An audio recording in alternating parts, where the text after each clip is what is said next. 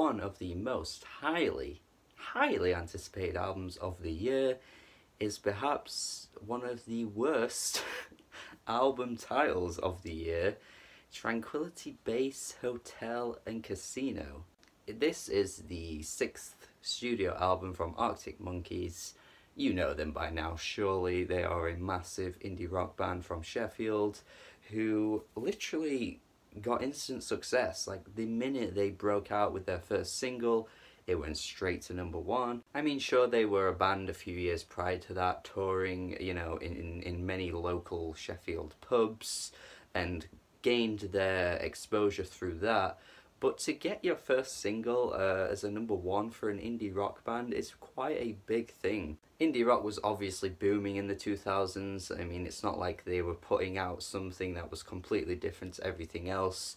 We had Franz Ferdinand, Block Party, you know, bands like The Strokes, Interpol. You know, it wasn't the most original sound, but there was something about Arctic Monkeys that felt very cool and unique, and something that we needed for rock music. Alex Turner's delivery was like sarcastic, he was cynical, he was witty, he had a good sense of humour, his songwriting was always very memorable.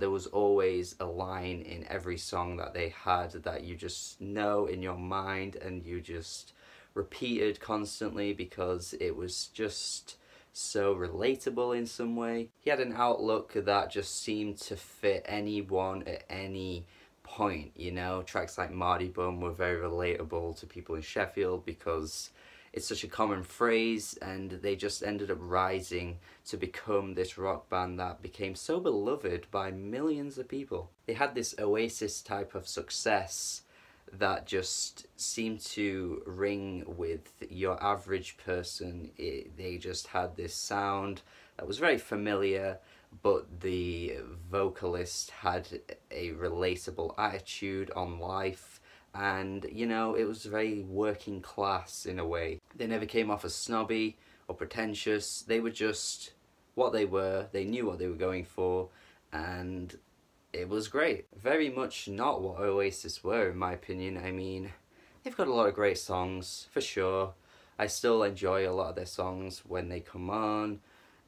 Don't Look Back in Anger, Live Forever, but like, they are easily one of the most overrated bands of all time. Like, you can't be serious. I mean, the music was basic as fuck. There was no interesting elements to what they were doing. Like, oh, but Arctic Monkeys, there was something about them that felt very interesting, and their music was extremely catchy, extremely rocking.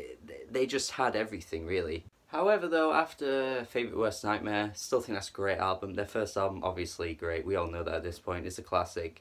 Yeah, just after that, lost interest. I know Humbug is a beloved one for a lot of fans.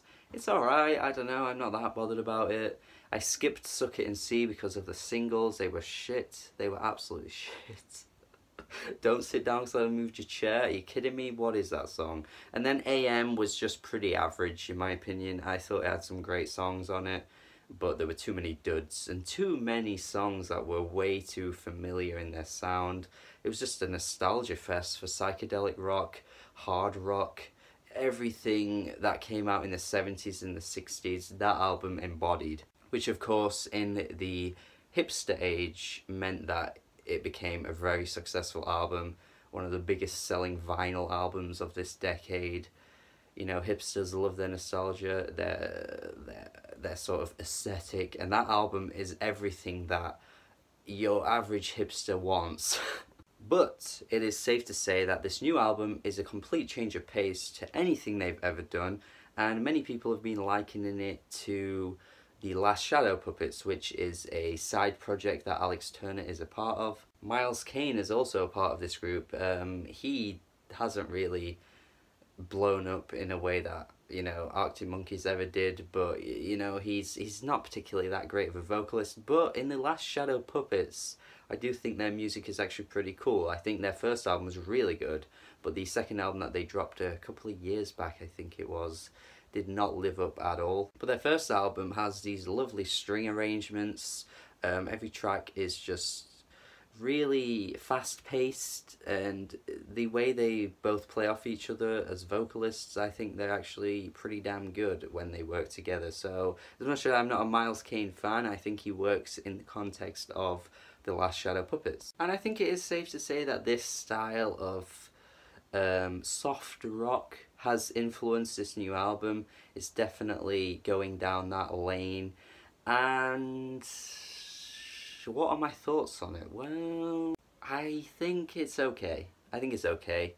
I hated it at first. The first listen to this album I thought was terrible, but I've warmed to it slightly. I mean, well, obviously I've warmed to it quite a bit because I don't think it's terrible now.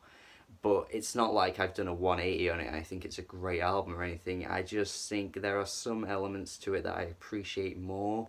And the thing is that obviously this is very different, and I've already seen people going into massive arguments about this. All the arguments look ridiculous so far. People are like, oh, you just don't like it because it doesn't have heavy guitars like the first album. Well, just go listen to the first album. Well, no, I mean, clearly Arctic Monkeys have changed their sound quite dramatically over the years, so it's not really anything to do with the fact that it's not got heavy guitars. It's really the fact that musically it just isn't that interesting. Like, it just isn't. I mean, musically, it's very bare to the bones. There are some nice piano instrumentals across this album, but generally it's just your average sort of elevator type music. Like, the sound of the instrumentals are so basic and so dull at points that I just don't really find myself gripped to any of it. The change of sound is interesting, but it's very much dripped in the fact that Alex Turner has this obsession, well, the rest of the band too, but they have this obsession with like older music. Like, I don't know, I feel like back when they started out, they were pretty fresh and had interesting ideas, but as they've gone on, they've just decided to rip off sounds that have been done loads and loads of times before. The past few albums have been very unoriginal, like to the point where they've essentially worshipped the Beatles, they've worshipped any other psychedelic rock band that came out the 60s, they've worshipped hard rock. There was a song on AM that sounded literally like a Black Sabbath song. They've, you know, attempted to be like Led Zeppelin. I guess for a younger generation that may not have listened to any of those bands before, or may not be that interested in any of those bands before, will make Arctic Monkeys seem like they're doing something different. And yeah, they're doing something different for this time period, but it's all been done before. Essentially, this new album is Leonard Cohen worship, honestly. And I know that he's shown his love for Leonard Cohen before. They've done cover songs, I think, of Leonard Cohen. I think as The Last Shadow Puppets, they did a few cover songs of Leonard Cohen. So, of course, you know, your influence from an artist is always fine. It's fine, but it's just like, well, I've heard it done better, so what makes me that interested here? I think that people that will be calling this a great album probably should go back and listen to an album like Songs of Love and Hate by Leonard Cohen. I mean, yeah, sure, it's not the exact same rip for rip of that album, but I think you get more interesting lyrics from Leonard, you get better instrumentation, because really what's going on in this album is kind of recorded in a way that I don't think is that authentic. Like, I just feel like they've really done their best job to try and mimic a sound, and it feels too obvious to me. I mean, the track The Ultra Cheese, which I'm sure is intentionally titled because the instrumental is really cheesy. Like, it sounds really cheesy, like to the point where you would go to like see some kind of live cover band that are doing covers of older songs, but they kind of like amp it up a little bit and they're dancing around. It just really looks like that to me. It just feels that way. I think we do have to address Alex Turner's vocals on this album too. I mean, he's never been the best vocalist. Like, that's not really ever been the selling point to Arctic Monkeys. He's not a bad vocalist by any means. He's a very talented songwriter. We've got to give him that credit. But vocally, he's not that strong. And this kind of album needs a vocalist that offers something that I don't think Alex Turner gives us. You really need some kind of sultry sway to your voice that gives off the aesthetic that I think they're trying to go for, that they just don't pull off because of Alex Turner. He's the biggest problem, I think, to this album. I don't think he has the right voice. I mean, if you think about it, it would be like Liam Gallagher or Noel Gallagher trying to do this kind of album. They're not great vocalists either, and they know it. They have a personality to their voice, and I think that gets stripped away from Alex Turner on this album, to be honest. I don't think he has much personality. You know who does this type of music well, though? Timber Timber. Timber Timber. I know if you watched The Needle Drop, you probably have heard that name because he's hyped them up before. But he was not wrong about Timber Timber. If you listen to Hot Dreams, their 2014 album, it is incredible. A fantastic piece of music that honestly is sold completely well by the vocalist, who has such an oozing voice. Like, it is really the type of voice that could send you into a sort of dream state, especially on the title track Hot Dreams. Instrumentals that are to die for, you know, the perfect combination of like soft rock but also like these jazzy type instrumentals, you know, saxophones are thrown in there. It's everything that this album, Tranquility, Base, Hotel and Casino, needed. Now, I have discussed the music quite a bit, but I think one thing that we need to talk about here is the lyrics, because I think this is a selling point to the album. I think Alex Turner is on top form lyrically on this one. It could be their best lyrical album to date, which is why I think I ended up warming up to it more, because I realised actually the amount of effort that's put into these lyrics I don't think we've seen on an Arctic Monkeys album before. Not that lyrically they've ever been bad, I've already said that, you know, he's a talented songwriter, but I think there are so many metaphors and so much imagery on this album that can be tied to so many other things that I have to appreciate the talent that's gone into this album, honestly, in that regard. The opening track, Star Treatment, it's a little bit hard to follow, honestly, lyrically, but when you read into it, you notice that he's talking about his life before fame, how being famous, you know, gives this image and how the media portrays you in a certain kind of way. You know, and also prior to them becoming famous, he just wanted to be the Strokes, you know, and then he's ended up being this man who's touring all the time, away from home, constantly making music, you know, and it's just overtook his life. And it's a really interesting perspective, because we have this idea in our heads like, oh man, imagine being a famous musician, touring the world, making all that money. But yeah, that's kind of what your life ends up being, you know. There's not really ever that time away where you can just have your own downtime, and when you do, you've got your own mental issues going on, you know, you've got your own life issues. It's really just an illusion, and I love the way he portrays that on this song. One Point Perspective is a song that perhaps he's talking from his own perspective or someone else's perspective. That isn't quite clear, but again, the lyrics are pretty interesting. It's basically talking about how as a child, you know, you have all these ambitions, but then like the apocalypse comes and just ruins everything as life goes on, and you can't really go on to do what you wanted to do. I do like the line that he throws in about like the apocalypse gets prioritized. I think that's pretty clever. That's a really good life slogan, because that is really true. I mean, all the things that you want to do in life that just get thrown to the side because you can't do it. And this is a very relatable song, I think. Oh, and to the surprise of no one, a Leonard Cohen song gets referenced directly on this track, A Singer Must Die. Have I mentioned that he is worshipping Leonard Cohen on this album? Because I don't think I have I? And the track Tranquility, Base, Hotel and Casino does sort of give you the idea of what he's going for with this album, I guess. You know, it's essentially this place that you can visit, and, you know, he runs down all the different things that are going on at this place. And he also explained as well in an interview that he views many of his favourite albums as a type of place to visit, so that's kind of what he's going for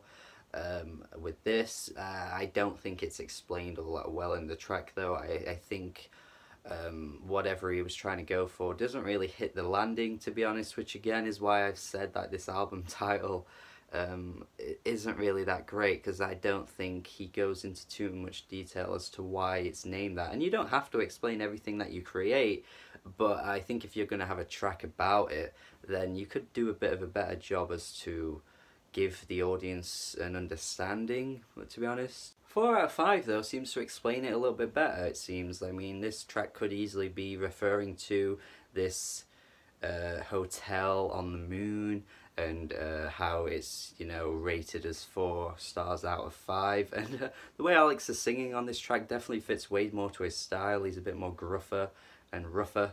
I think it works way better to him, and the instrumental is pretty cool too. It's probably one of the most interesting instrumentals on the album. And I do think the cynicism shows up on this track a bit more with Arctic Monkeys too. It's sort of like, you know, throwing in this like advertisement in the chorus to advertise this place. I don't know, the way it's just like 4 stars out of 5. I don't know, it just seems very Alex Turner to throw in that kind of thing. Like, you know, oh, it's great, but it's not perfect. It's still only 4 stars out of 5. And the Exodus is getting gentrified. It's a pretty funny line, I think. We get some technological references on tracks like Science Fiction, sort of playing to this idea that, you know, we're kind of in this world where technology is overtaking everything. It's an idea that's sort of been done before, I guess. He makes quite a clever reference to, you know, our phones being like the whole mirror mirror on the wall thing from Snow White, essentially saying like, you know, we use these as like our narcissistic tool. You know, everything in our phones, like using social media, is kind of what gives us those feelings about ourselves. I know it's a little bit Black Mirror-esque, but, you know, I find that kind of clever, and also the way he talks about sci-fi in this song, you know, the way science fiction makes us feel. He makes some cool references, and he has some interesting ideas, I think, on this track. He opens up Bat Phone with this really funny line where he's like, I want to use an interesting synonym to describe this thing. I guess I'll just use the search engine. I just really like that, because you can clearly see like so much when you're on the internet and people use like these big words to try and explain their point of view, and it's like you're clearly just using big words for the sake of big words. And again, it's that whole idea of that reliance feeling that you use technology for. You know, you find it to be very reliable, and you use it for so many different things, which isn't necessarily a bad thing. And I do feel like it gets quite pretentious when people talk about technology in that kind of way. But I don't know, I think the way Alex Turner does it for this latter half of this album is really kind of on point, and he has some interesting approaches to it. Still though, the whole Tranquility based hotel and casino, I guess isn't really explained all that well still. I think it's kind of like, oh, maybe this is a place we need to escape to get away from all the kind of shit that's going on in the real world. You know, we've kind of gone too far with technology now. We need to go to this other place, which is a better type of place. I guess that could be what he's going for. Or is he saying that we've entered this new place and this is what it's become, you know, this technologically advanced place that we need to be wary of, and this is where we are now. Maybe that's what he's going for instead. It could be either of those. And then the Ultra Cheese wraps things up at the end. Again, I mentioned the instrumental isn't particularly that great on this track, but, you know, lyrically, he makes references to like having friends on the wall, but, you know, those friends aren't really friends anymore. This is quite a clever reference to like social media, and how like we have all these photos of all these people like that we hang out with, and they're all documented on this one place like a Facebook or something. But how many of those friends are really our true friends, or what do they even mean to us? And he also makes this point of like, oh, you know, I may look a certain way in a photo, but it's just a photo. It doesn't actually mean too much in the grander schemes of how I was actually feeling on that day. Which actually reminds me of the How I Met Your Mother episodes, which I always really loved.